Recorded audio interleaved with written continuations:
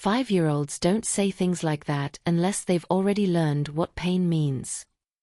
That was the thought that hit Ms. Marin Cole the second the little girl said it. The classroom at Maple Ridge Elementary in Dayton, Ohio had been loud all morning in the harmless, restless way kindergarten rooms usually are. Backpacks slumped against cubbies. Half-finished crayon drawings covered the round table near the window. A phonics song played softly from the smartboard while 20 small voices kept talking over it anyway. It was the first Monday of the month, the kind of morning that always felt slightly chaotic, and Marin was used to handling chaos with a smile. She had taught little children for 11 years. She knew the sound of nerves, the sound of shyness, the sound of stubbornness. She knew when a child was making a scene, when a child wanted attention, and when a child simply needed a gentler start. But what stood near the reading rug that morning was not any of those things. Her name, according to the office paperwork, was Eloan Hart, age 5, newly transferred, living with her father and stepmother on the west side of town. The file was thin. Too thin. One emergency contact. No preschool teacher notes. No comments beyond quiet child, adjusting to new environment. Marin had read it quickly before the bell, then set it aside because children always tell you more than paper does.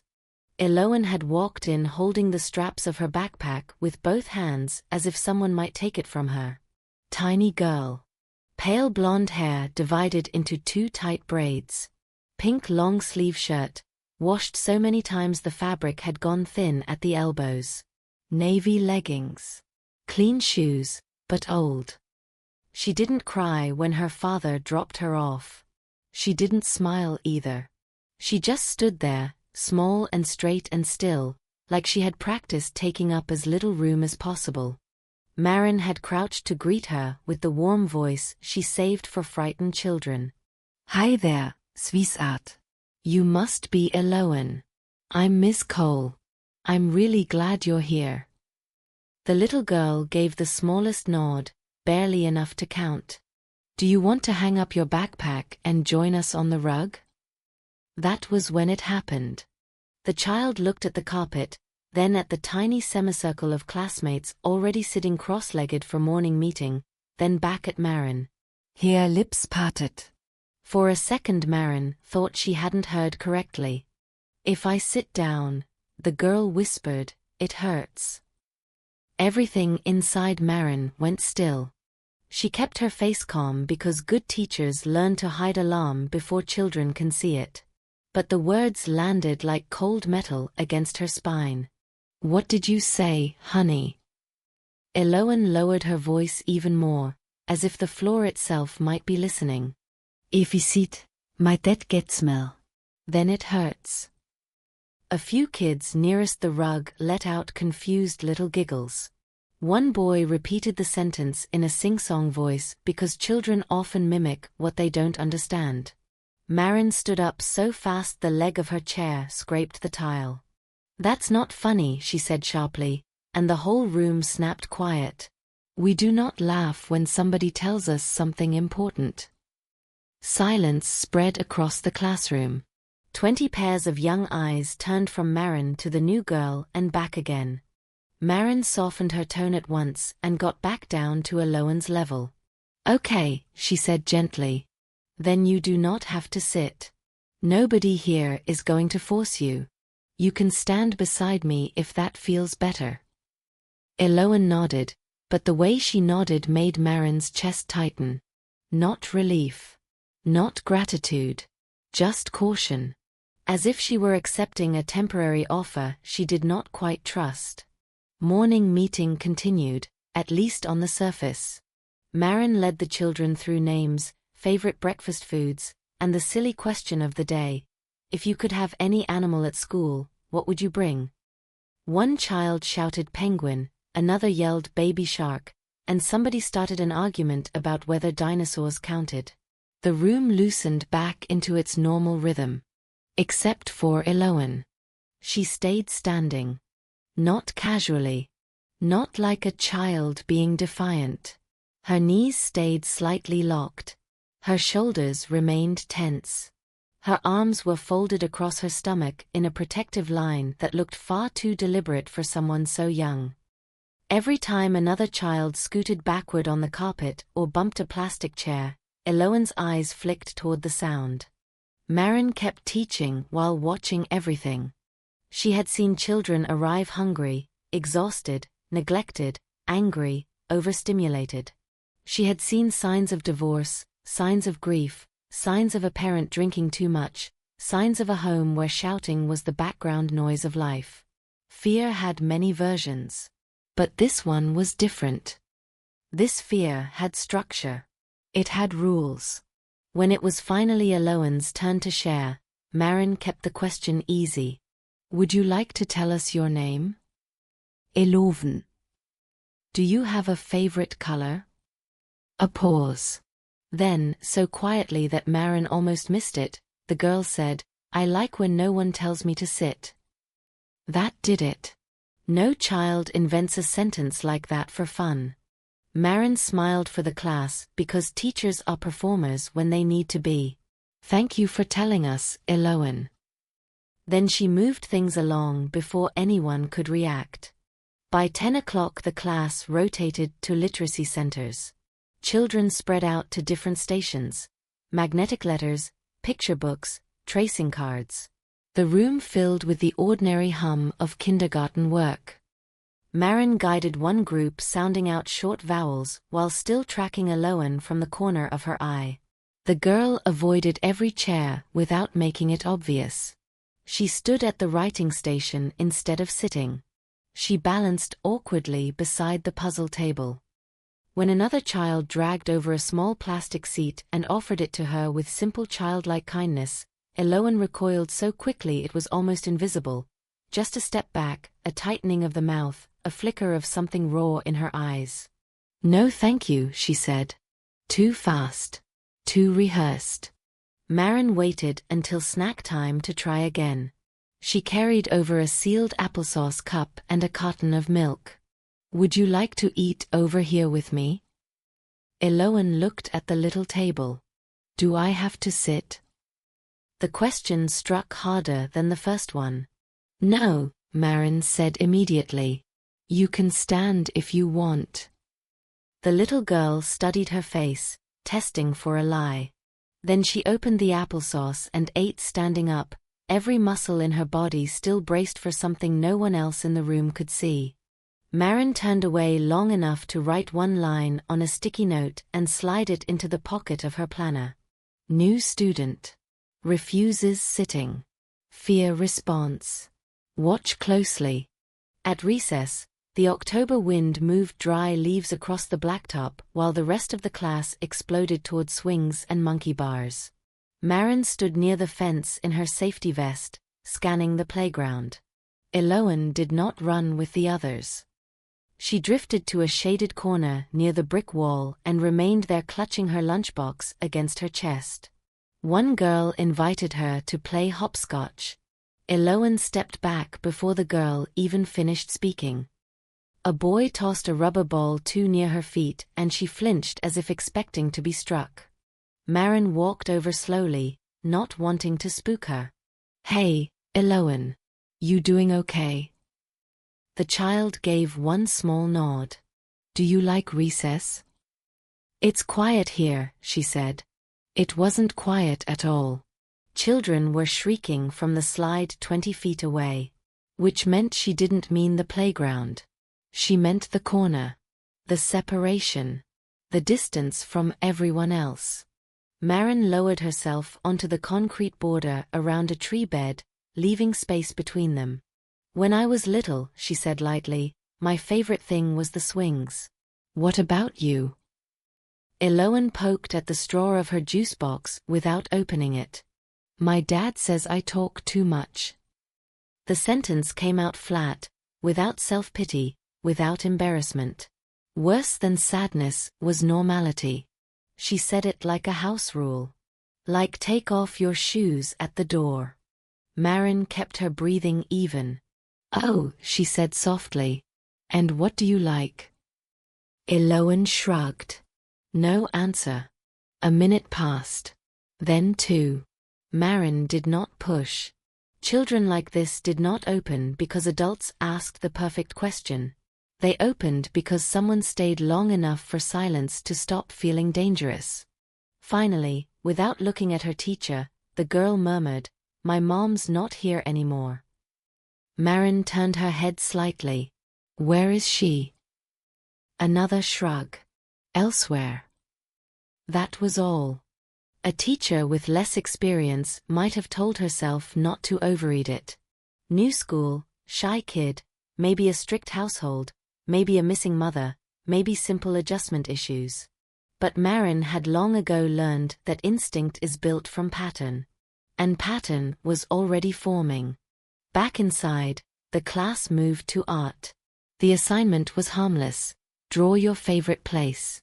Some children drew backyards, trampoline parks, grandma's kitchen, the zoo. Eloane stood at the edge of the table with her paper flat beneath one palm because she still would not sit. She drew in hard, deliberate strokes. No bright colors. No sun. No smiling stick figures. Just heavy gray pencil, pressed so forcefully the paper almost tore. Marin pretended to help another student with scissors while watching. The little girl's face never changed. That frightened her almost more than tears would have. Children usually leak emotion around the edges. Eloane seemed sealed shut.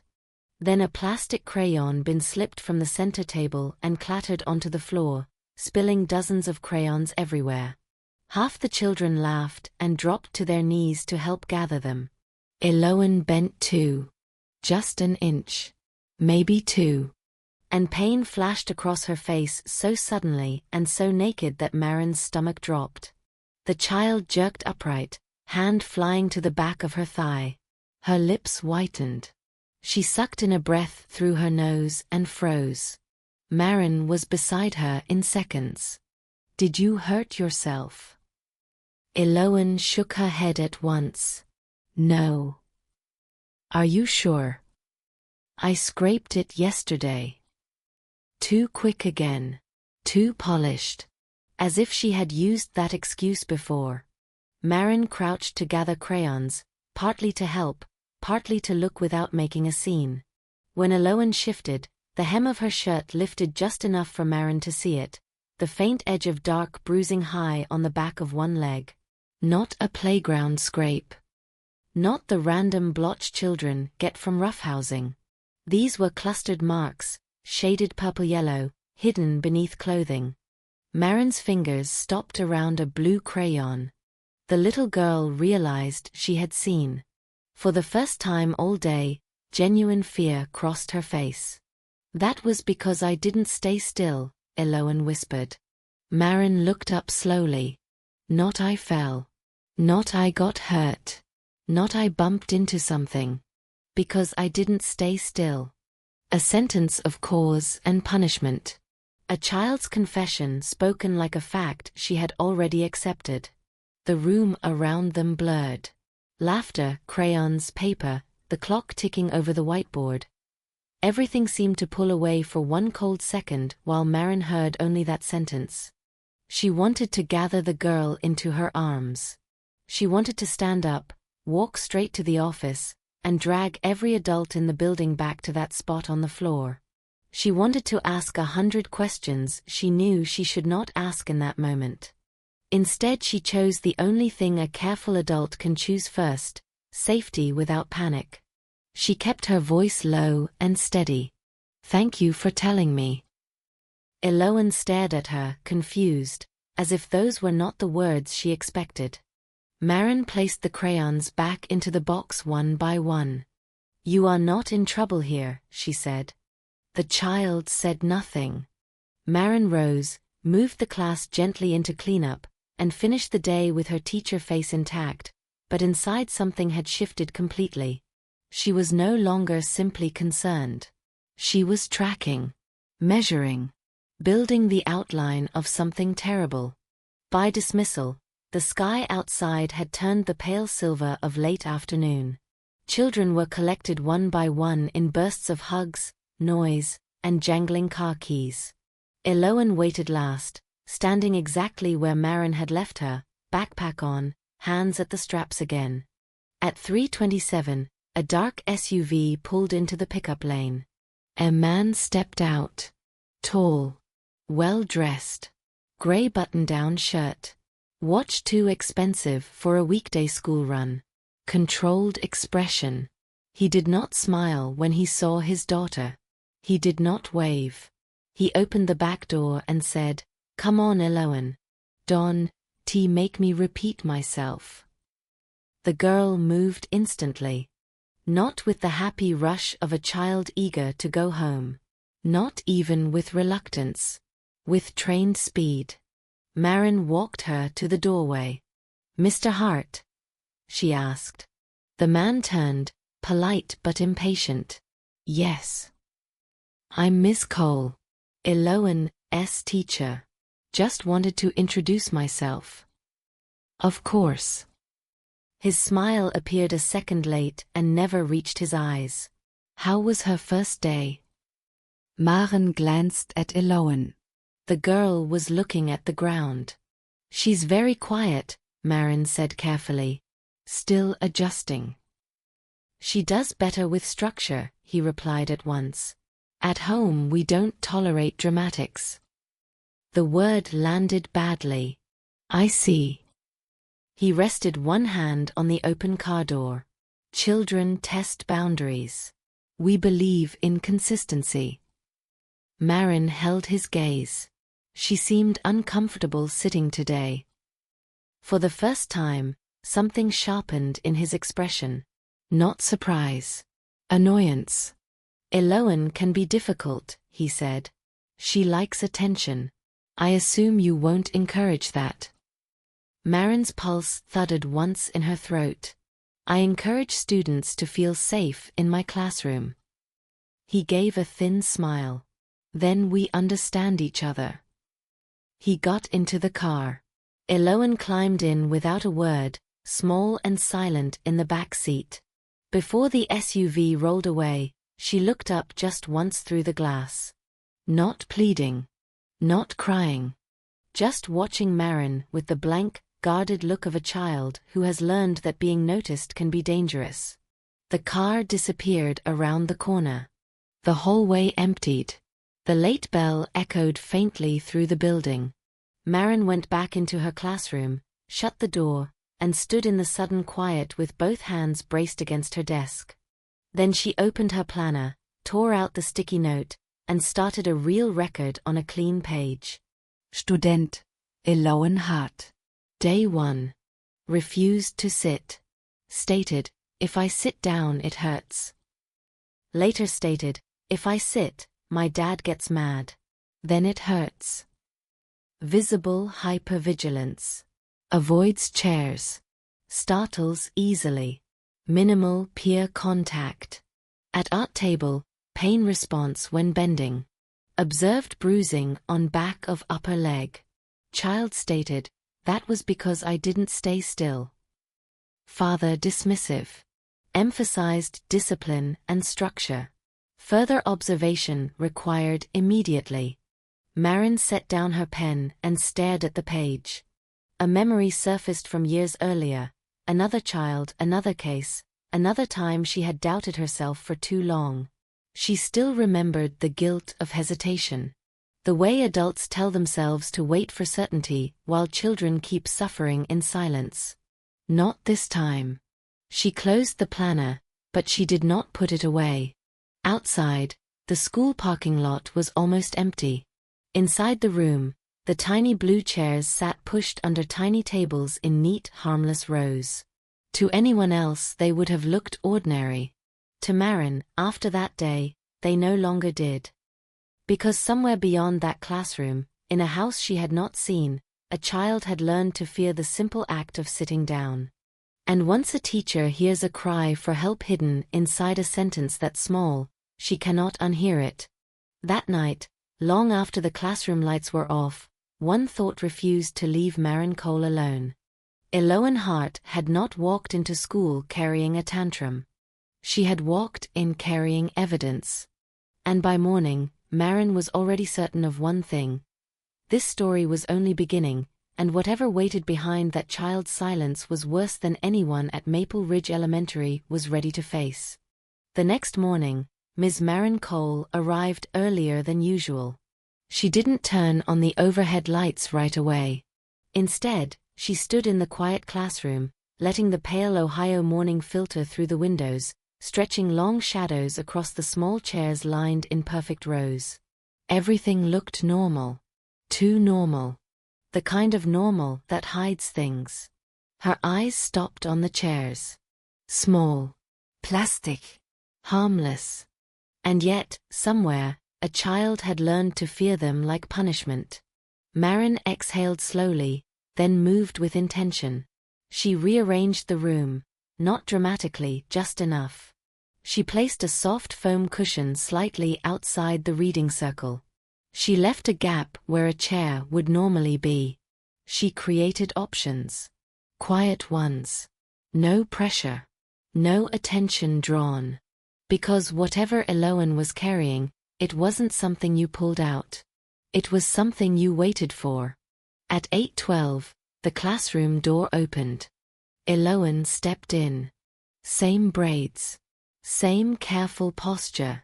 Same hands gripping her backpack straps as if letting go might cost her something. Her eyes scanned the room immediately. Not like a child looking for friends, but like someone checking for danger. She noticed the cushion. Marin saw the exact moment it registered.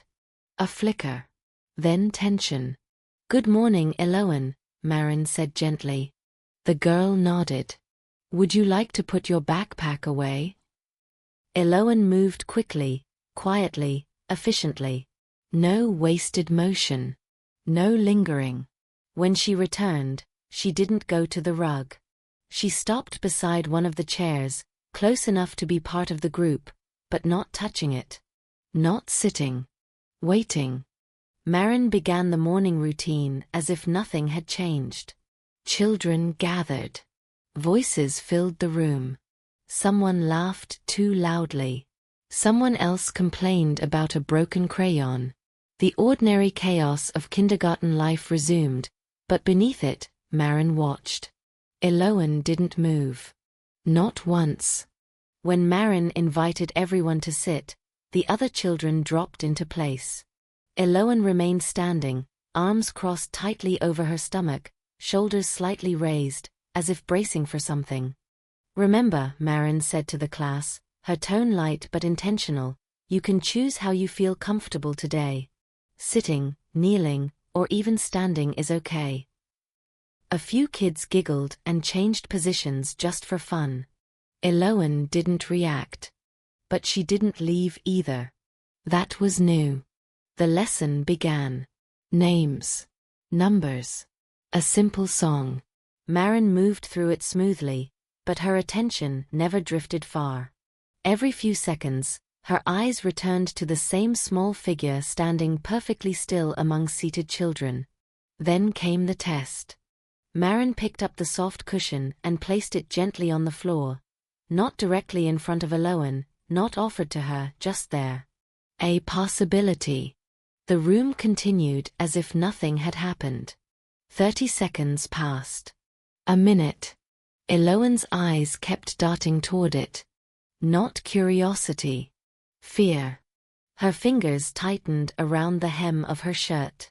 Her breathing changed, barely visible but faster. Her weight shifted from one foot to the other, like she was fighting an internal command. Finally she whispered, almost to herself, "No." Marin heard it. Didn't react. Didn't push. Because whatever battle was happening inside that child had nothing to do with a cushion. It had to do with what sitting meant to her. And that meaning was bigger than the classroom. By mid-morning, the pattern deepened. During writing time, children sat at tables, tracing letters. Eloan stood beside hers, leaning awkwardly to keep her paper flat. Her handwriting was careful, too careful. Each line pressed hard into the page, as if mistakes weren't allowed. A boy next to her nudged her arm accidentally. Eloan flinched. Not a small startle. A full body recoil. Her shoulders snapped back. Her eyes widened. For a split second, pure panic surfaced, raw and unfiltered, before she forced it down again. "I didn't do anything," she said quickly. The boy blinked, confused. It's okay," Maren cut in smoothly, stepping closer. "Accidents happen." Eloan nodded, but her breathing didn't slow right away. That was the second time. Not fear of the action. Fear of the consequence. Maren wrote it down mentally. Late morning. Snack time again. This time, Maren tried something different. She walked over with 2 juice boxes and didn't mention sitting at all. She simply leaned against a low shelf and opened one. "Mind if I stand with you today?" she asked casually. Eloan looked up, surprised. Then nodded. They stood side by side, drinking in silence. After a moment Maren said, "You're really good at writing your letters." No response. "Your lines are very straight." A pause. Then, quietly, "They have to be." Maren didn't look at her. "Why?" Another pause. Longer. Eloan's fingers tightened around the juice box. "My dad says if I do things wrong," she stopped. Maren waited. The silence stretched. "I have to learn." The word learn didn't sound like learning. It sounded like punishment. Rehearsed language. Adult language. Not a child's natural phrasing. Maren kept her voice neutral. "Learning is important." Eloan nodded. But her eyes stayed on the floor. At recess, the distance between Eloan and the other children grew even more obvious. While kids ran, climbed, shouted and fell, Eloan remained in her corner again. Same spot, same stillness, like she had assigned herself a boundary she would not cross. Maren approached more directly this time. "Hey," she said softly, crouching nearby. "Can I sit here with you?" Eloan glanced at the ground. Then at Maren. Then nodded. Maren sat on the low concrete edge. She didn't invite Eloan to sit. Didn't even suggest it. They watched the playground together. After a while Maren said, "You don't have to be afraid here." The words hung in the air. Eloan didn't respond right away. Then, almost inaudibly, she said, "He says that everywhere." Maren's chest tightened. "Who does?" "My dad." Silence. Maren kept her voice steady. "What does he say?" Eloan swallowed.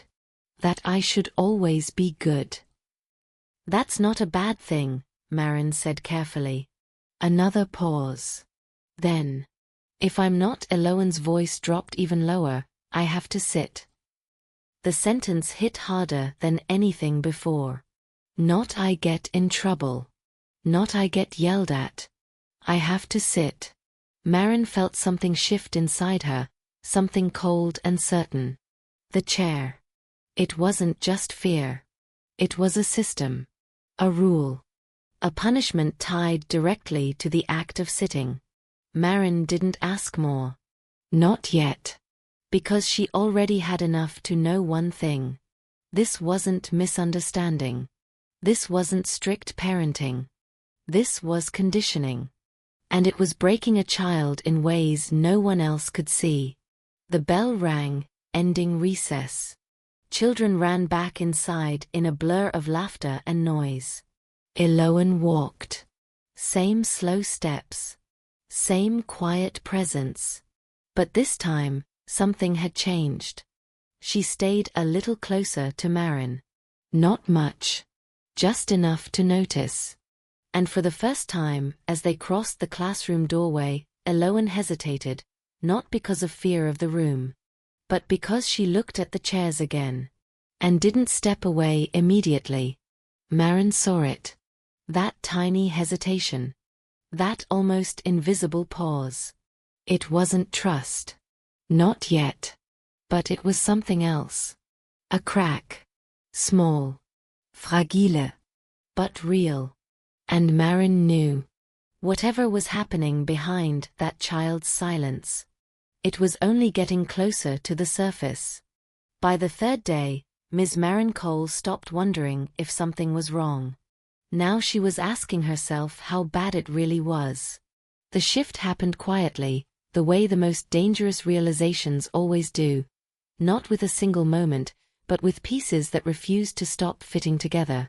That morning, Eloane didn't go straight to her usual spot. She paused at the doorway.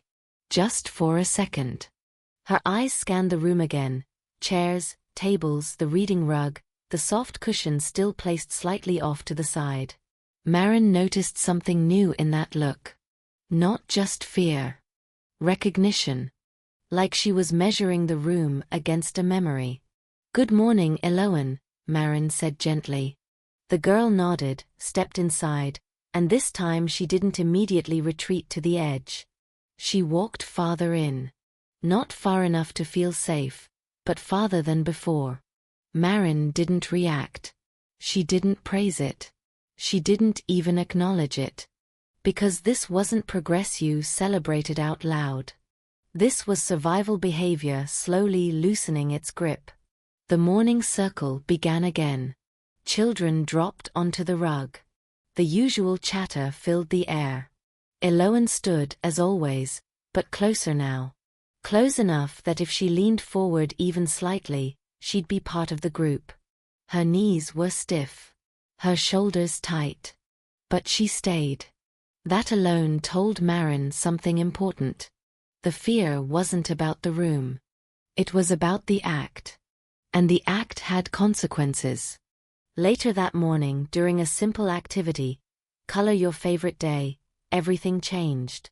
Marin handed out papers and crayons, moving from table to table with the same calm rhythm she always used. Children immediately began drawing: weekends at the park, birthday cakes, family trips, bright suns and smiling stick figures. Eloane stood at her table. She didn't sit. She never did. She placed one hand flat on the paper and began drawing with the other. Her movements were slow, controlled, almost mechanical. No hesitation. No playful strokes. Just deliberate pressure, like every line had to be correct. Marin watched from across the room, pretending to help another student with glue. Something was off. Not just the standing. Not just the silence. The way Eloane moved, it was careful. Too careful.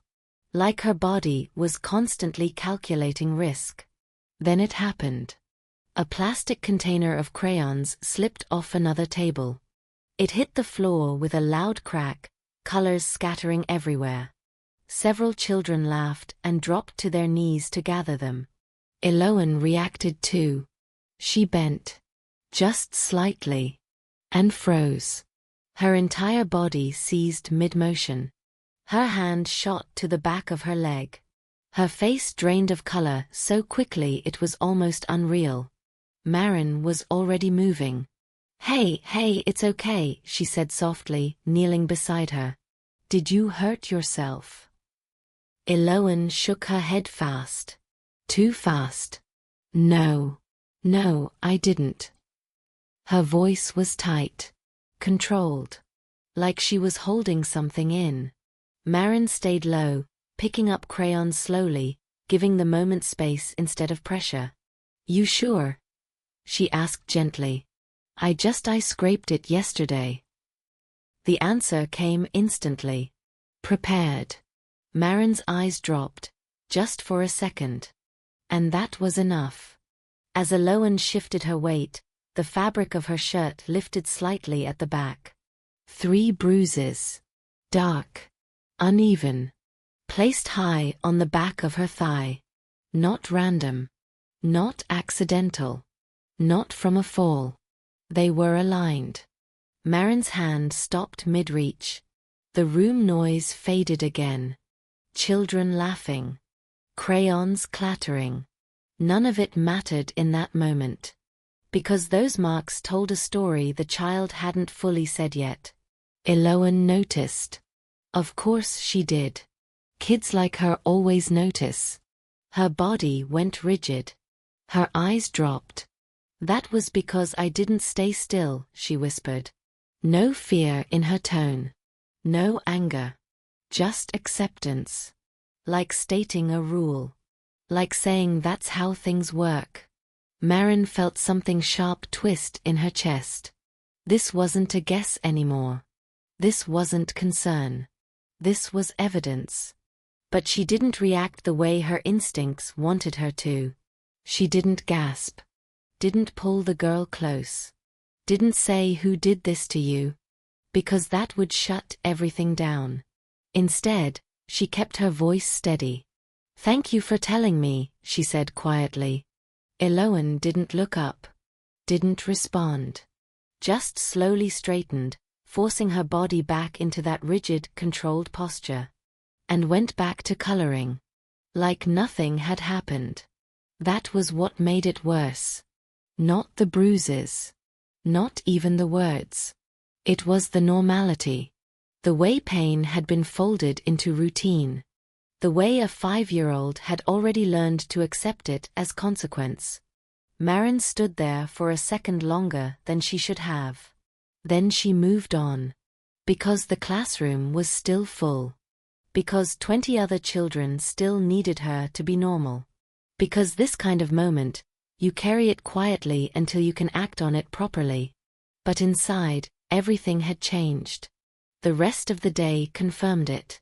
At lunch, Eloan did something new. She sat. Only for a second. Just long enough to open her lunchbox. Then she stood back up immediately, as if she had touched something dangerous. Maren noticed the exact timing. 2 seconds. Maybe less. Like she was testing a limit. Or remembering one. Do you want to sit here with me? Maren asked gently. Eloan's eyes snapped up. Do I have to? There it was again. Not refusal. Fear of requirement. No, Maren said immediately. Only if you want to. Eloan hesitated. Then sat again. 1 second. 2. 3. She stood up abruptly, breathing slightly faster. And stayed standing for the rest of lunch. Maren didn't push. Didn't comment. But she counted. 3 seconds. That was all it took for fear to take over. Later, during free play, the final piece fell into place. A group of children were building towers with plastic blocks. Eloan worked alone, stacking carefully, higher and higher, each piece aligned perfectly. Too perfectly. One of the boys ran past, bumped the table slightly. The tower collapsed. Blocks scattered across the floor. The sound wasn't too loud. But Eloan reacted like it was an explosion. Her hands flew up. Her breathing spiked. Her eyes widened in pure, immediate panic. I'm sorry, it wasn't me, I didn't. The words came out fast, overlapping, desperate. Not the reaction of a child upset about a toy. The reaction of someone expecting punishment. Maren dropped to her knees in front of her. Hey, look at me. Eloan didn't. She curled inward, arms wrapping around herself. I didn't do it wrong, I didn't, please don't. Maren's voice softened, but stayed firm. Eloven. Nothing is going to happen to you here. The girl froze. Her breathing hitched. Slowly, very slowly, she looked up. Her eyes were wet, but not crying. Confused. Like she didn't understand the sentence. Nothing is going to happen, Maren repeated. The room was quiet now. Children watching.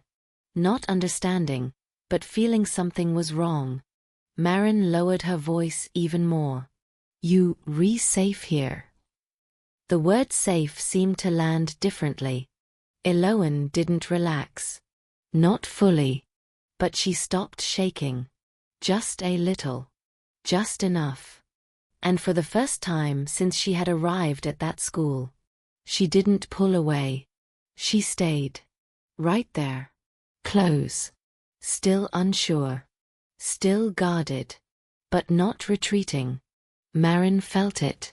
That small shift. That fragile opening. And in that moment, she knew two things with absolute certainty. First, this child was living in fear of something structured, repeated, and controlled.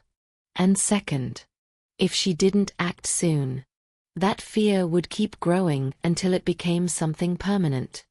That afternoon, after the classroom emptied and silence settled in again, Maren sat at her desk and opened her notebook. Her hand didn't hesitate this time. She wrote everything. Every word.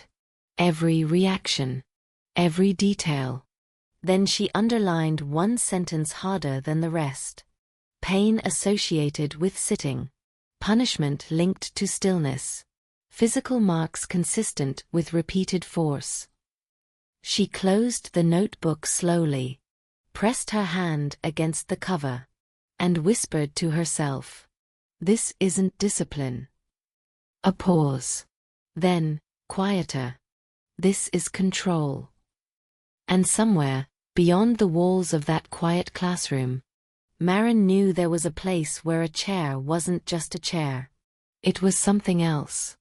Something that made a 5-year-old girl afraid to sit down. And she was getting closer to finding out exactly what that meant. By the 4th day, Ms. Maren Cole stopped waiting for certainty and started preparing for confrontation, because what she had seen was no longer a pattern to observe, it was a warning that was getting louder with every hour Eloan spent inside that classroom pretending everything was normal. That morning Maren didn't stay inside. She stood near the front gate before school started, watching the line of cars pull in one by one, parents leaning over seats handing out quick kisses, reminding their kids about lunchboxes and homework, the usual rhythm of ordinary families, but she wasn't looking for ordinary, she was waiting for one. At 7:56 a.m. dark SUV rolled in smooth and controlled like it belonged to someone who liked order more than warmth. The engine cut. The driver's door opened. And there he was. Graham Hart. Tall, clean pressed shirt sleeves perfectly aligned, watch glinting under the early light, every detail about him carefully arranged like he had rehearsed being respectable. He didn't smile. Didn't look around. He walked straight to the back door, opened it, and said flatly, "Eloan out, we're late." The girl stepped out immediately. Head down. Movements small and precise. No hesitation. No goodbye. No glance back. Maren felt it again, that same cold certainty rising in her chest. This wasn't a child going to school, this was a child following instruction. She stepped forward. "Good morning, Mr. Hart." He turned slightly, his expression polite but distant, the kind of politeness that creates space instead of connection. "Yes. I'm Ms. Cole, Eloan's teacher." "I assumed," he replied, his tone smooth, controlled. "Is there a problem?" Not concern. Not curiosity. Challenge. Maren kept her voice steady. "I just wanted to speak with you briefly. I've noticed a few things about Eloan in class behaviors that concern me." His eyebrow lifted just enough to show irritation. "She's adjusting to a new environment, that's normal." It's more than adjustment, she avoids sitting entirely and shows signs of fear connected to it. There it was. A pause. Short but real. Then the smile returned, thinner this time. "Eloan has a tendency to exaggerate, she seeks attention if allowed." Maren didn't break eye contact. She said sitting causes her pain.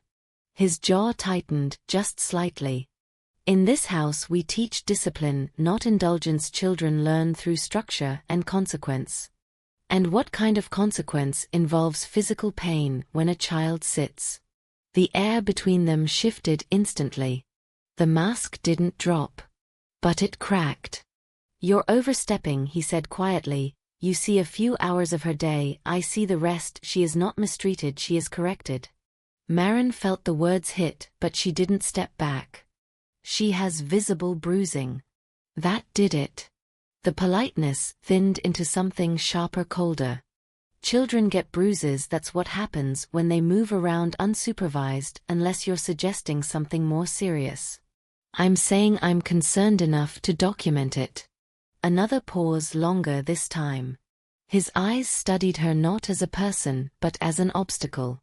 You should be careful, Miss Cole. Making accusations without evidence can have consequences. There it was again. That word. Consequences. Maren didn't react outwardly, but inside something locked into place. I'm not making accusations, I'm protecting a student. Silence stretched between them. Then he gave a short, dismissive nod. Do your job and I'll do mine. He turned, got back into the car, and drove off without another word.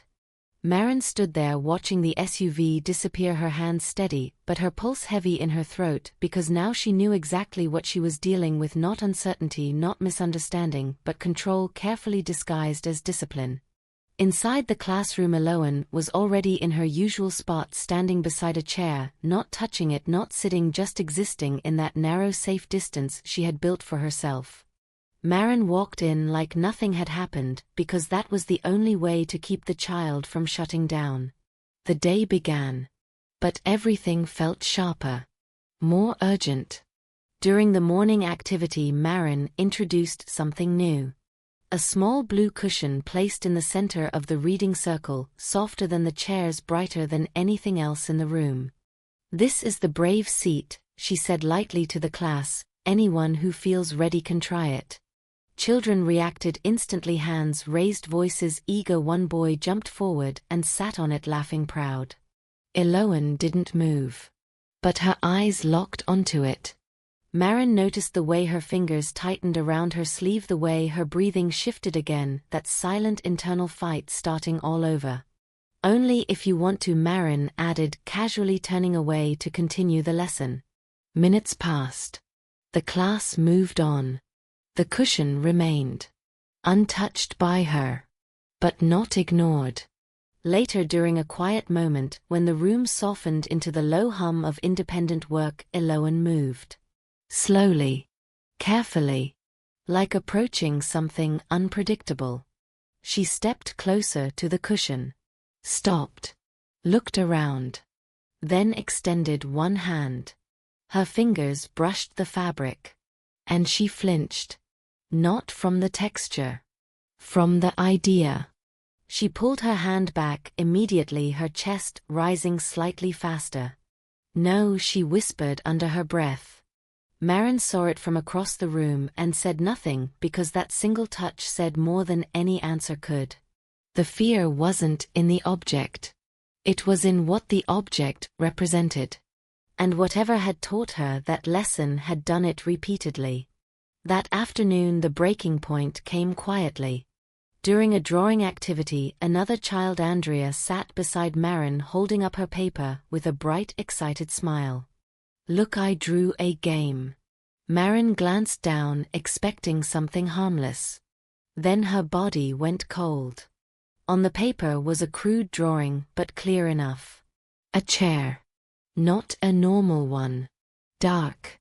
With sharp lines sticking out from the seat like spikes. And on it a small figure. Crying.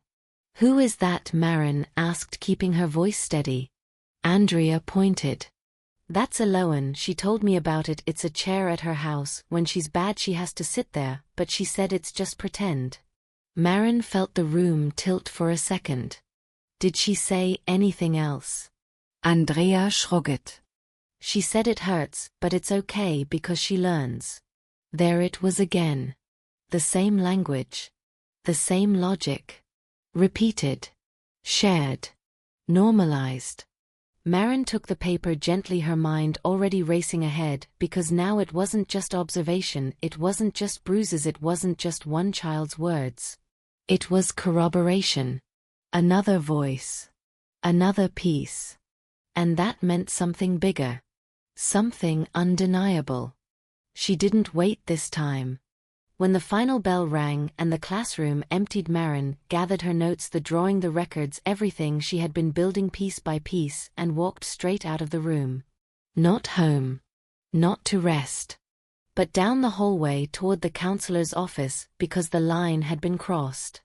This was no longer a suspicion to monitor. It was a situation that required action. And for the first time since Eloane had walked into her classroom, Marin wasn't just watching anymore. She was moving. Because somewhere behind all of this, behind the fear, behind the silence, behind the perfectly controlled answers, there was a truth that had not fully come out yet. But it was close. Closer than ever. And when it finally did, it was going to be impossible for anyone to ignore. By the fifth day, everything accelerated, because once the truth begins to surface, it does not come slowly, it comes in fragments that hit harder each time until denial is no longer possible, and Ms. Marin Cole could feel that moment approaching with every hour Eloane stayed inside her classroom. The morning started like any other, but Eloane was different. Quieter. Not in the usual controlled way, but heavier, like she was carrying something new on top of everything she already held inside. Her shoulders were slightly hunched, her movements slower, her eyes avoiding even the small safe glances she had begun to allow toward Marin, and that alone told Marin something had happened the night before, something recent, something that reinforced the fear instead of weakening it.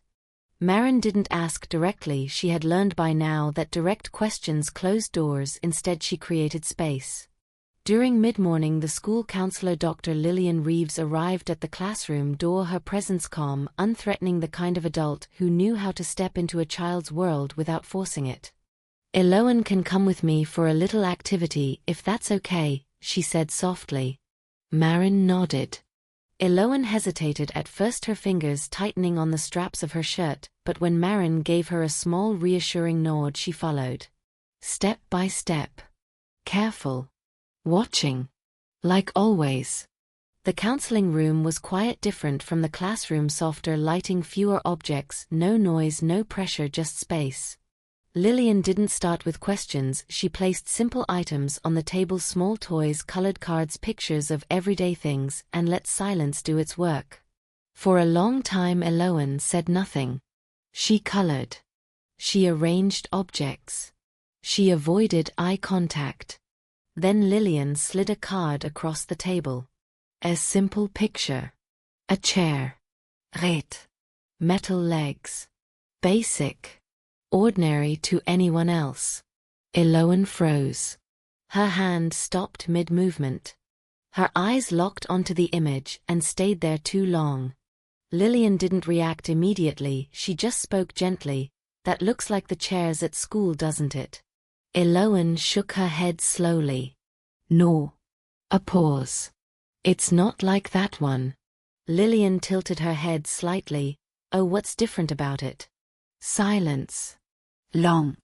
Heavy. Eloane's fingers began to press against the edge of the table, small repetitive movements, like she was grounding herself. Then in a voice so quiet it almost disappeared. It's cold. Lillian didn't interrupt. Didn't rush. Cold how? Eloane swallowed. Cold and hard, and you can't move. The words landed. Clear. Unfiltered. Not imagined. Described. Lillian kept her expression calm, but inside everything sharpened. And when do you sit there? Another pause. Then. When I'm bad. What happens if you move? Eloane's eyes flickered just once. Then dropped. He gets mad. The sentence was simple, but the weight behind it was not. And how long do you sit there? This time the answer came slower, like pulling something buried too deep. Until I stop crying. The room felt smaller. Denser. Every word building something undeniable. And does it hurt? Eloane nodded. A small movement. Barely visible. But absolute. Yes. Lillian didn't ask more. She didn't need to. Because the moment the child gave pain a shape, a temperature, and a rule, the truth was no longer hidden, it was defined. The session ended early. Not because there was nothing more to say, but because there was already enough. More than enough. When Eloan returned to the classroom, Maren saw it immediately. Something had shifted. Not relief. Not safety. But exposure. Like a secret had been spoken aloud for the first time, and now it existed outside her. Eloan stayed closer to Maren that afternoon, not touching, not reaching, just near enough to feel presence, and that small change meant everything. Later during class, an accident happened again. A child tripped near her. A chair scraped loudly across the floor. And Eloan dropped. Not just startled. Not just surprised. She dropped to her knees, covering her head, her body curling inward like she was bracing for impact. I'm sorry, I didn't mean it, please don't." The words came fast, uncontrolled, different from before. This wasn't contained fear, this was panic. Real. Immediate. Maren was beside her, instantly kneeling, lowering her voice, steady, calm, grounded. "Hey, look at me, nothing is happening, you, okay?" Eloan shook her head, breathing uneven, her hands still shielding herself. "No, please, I'll be good, I'll sit, I promise." That was the moment. The moment everything inside Maren snapped into clarity. Sitting wasn't the punishment. Refusing wasn't the problem. The chair was the punishment. And compliance was survival. Maren gently reached out, placing a hand lightly on her shoulder, not forcing, just there. "You don't have to sit here unless you want to." Eloan froze. The words didn't match her reality. Didn't fit the rules she had been taught. Slowly she lowered her arms. Her eyes met Maren's, uncertain, searching, waiting for contradiction. It didn't come. "You're safe here," Maren said again. This time something in Eloan's face changed. Not trust. Not yet. But confusion.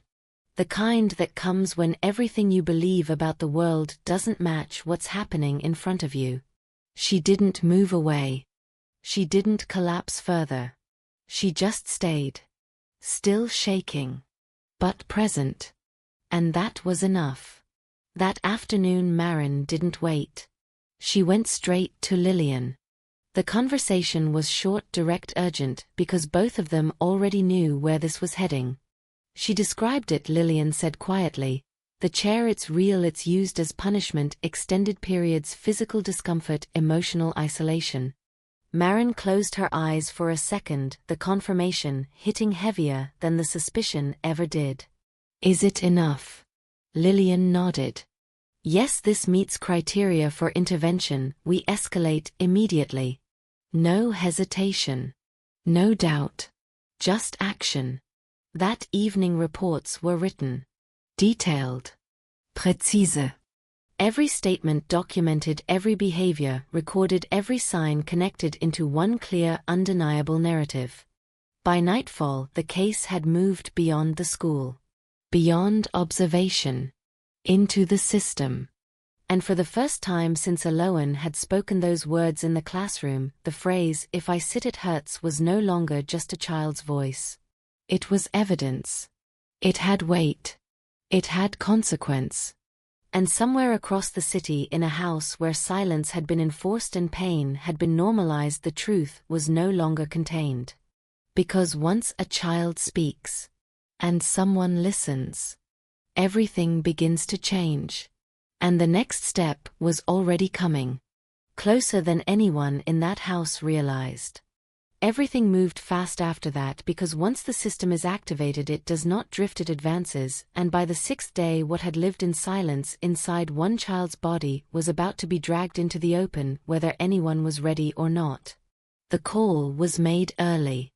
Reports from the school counselor, detailed statements from Eloan, precise descriptions of the chair, the duration, the pain, the language she used, consistent, repeated, structured, not imagination, not exaggeration, and attached to that were Maren's notes, days of observation, documented patterns, physical Reactions, bruising behavior, fear responses, every piece aligned too cleanly to ignore. By mid-morning 2 caseworkers were assigned. By noon they were already on their way. No warning. No preparation. Because situations like this do not allow time for people to hide what they've done. At 12:17 the knock came at the Hart residence. Sharp. Professional. Unavoidable. Graham Hart opened the door with the same controlled posture, the same measured expression, but something flickered in his eyes when he saw who was standing there. 2 officials' identification, visible, calm but firm. "Mr. Hart, we're here regarding a report concerning your daughter Eloan. We need to ask you a few questions and take a look inside." There was a pause. Short. But enough. "Of course," he said, stepping aside. "There must be some misunderstanding. There always is." The house was immaculate. Tu immaculate. Everything in place, surfaces clean, no clutter, no signs of a child living freely inside it, just structure, order, control. Eloan stood in the hallway holding a notebook against her chest. She didn't run to the door. Didn't hide. She stood still, waiting for instruction like she always did. One of the caseworkers knelt slightly to meet her level. "Hi Eloan, can you show us your room?" She nodded. Led them down the hallway. Small room. Bed perfectly made. No toys scattered. No mess. No signs of play. Only function. "Do you like your room?" the caseworker asked gently. "It's okay." Neutral. Empty. Then the second question. "Is there anywhere in the house you don't like?" Eloan didn't answer right away. Her fingers tightened around the notebook. Her eyes shifted toward the end of the hallway. A door. Closed. That one. The air changed instantly. Graham stepped forward. "That's just a storage room, nothing important.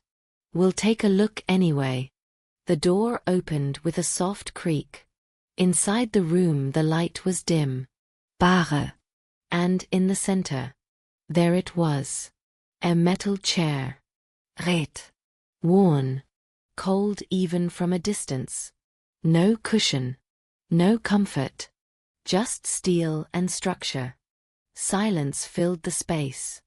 One of the caseworkers looked at Eloan. "What happens here?" The girl swallowed. Her voice steady in the way only children who have repeated something too many times can be. "This is where I sit when I'm bad." No hesitation.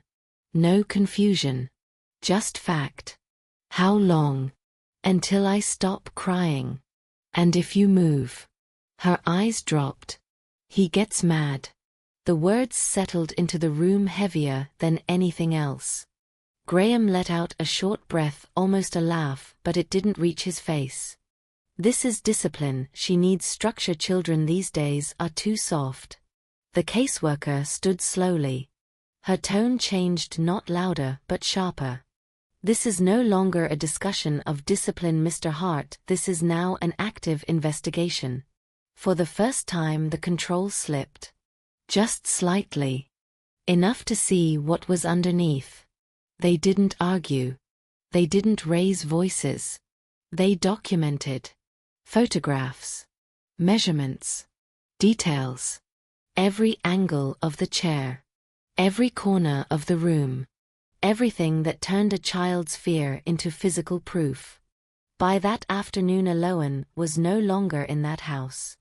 She sat in the back of a quiet car between 2 adults who spoke softly but did not overwhelm her. She held her notebook the entire time, her fingers pressed into the cover like it was the only thing that belonged to her. She didn't cry. Not once. At the school Maren received the call. She didn't speak immediately. Just listened. Closed her eyes. Exhaled slowly.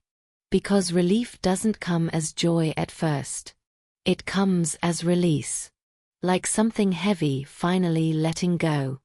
Later that day Eloan was brought back, not to her old routine but to something new. Temporary placement. Protection. Observation. Words too big for a 5-year-old, but necessary. Maren met her at the doorway. The same doorway where days ago the girl had stood afraid to even step inside. Now she walked in slowly. Still cautious. Still unsure. But different. Not looking for where to stand. Not scanning for the nearest escape. Just walking. Maren knelt in front of her. You, safe here. This time the words didn't confuse her. Eloan looked at her for a long moment, searching, measuring, waiting for the hidden rule. It didn't come. No raised voice. No command. No consequence. Just space. Real space. That afternoon something happened that no one in that room would forget. Maren placed a small wooden bench near the reading circle soft cushion, on top light blue with tiny stars stitched into the fabric. Nothing special. Just a place to sit. She didn't call attention to it. Didn't invite. Didn't ask. She just left it there. Eloan noticed. Of course she did. Her eyes found it immediately. Her body tensed slightly. Old patterns rising. Old rules whispering. But this time there was something else. Memory of the words.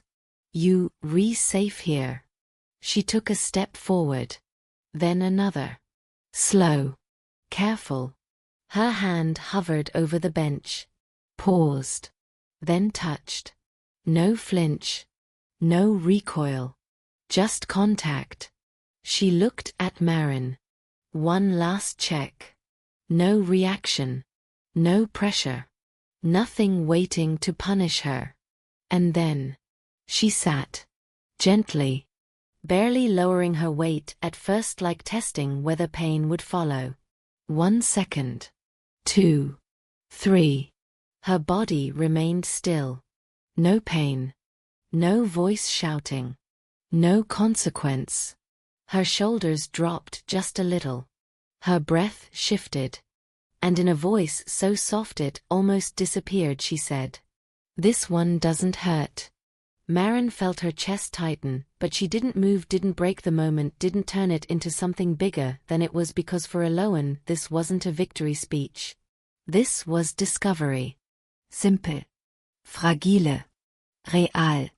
Across the room the other children continued their quiet activities, unaware that something enormous had just happened. A child had rewritten a rule she had been forced to believe. The chair was no longer punishment. It was just a place to rest. And for the first time since anyone had met her, Eloan didn't stand. She stayed seated. Not because she had to, but because she chose to. And that choice, small as it looked, was the beginning of everything changing.